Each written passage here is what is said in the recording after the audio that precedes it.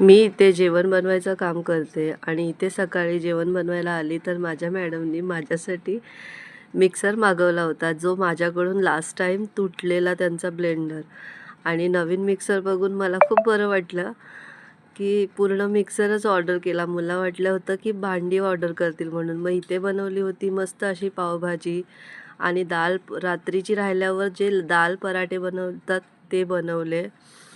आणि इथे बनवले होते पॅनकेक लहान मुलासाठी. सगळे टिफिन व्यवस्थित पॅक केला आणि सकाळचा खूप पसारा असतो, कारण की ह्या लोकांना ऑफिसला जायची घाई असते आणि मला बनवायची घाई. नंतर नमिताकडे आली आणि नमिताने खूप मच्छी आणली होती आणि तिला बोलली होती नरेशसाठी पण प्रॉन्स मला साफ करून दे, तर तिने साफ करून दिली. चहा घेतला आणि घरी येऊन मग नरेशसाठी बनवायला घेतली. आणि ही कोकणी पद्धतीची अशी वाटण घालून बनवली होती. शेल ठेवलेले त्याचे आणि व्यवस्थित अशी बनवली.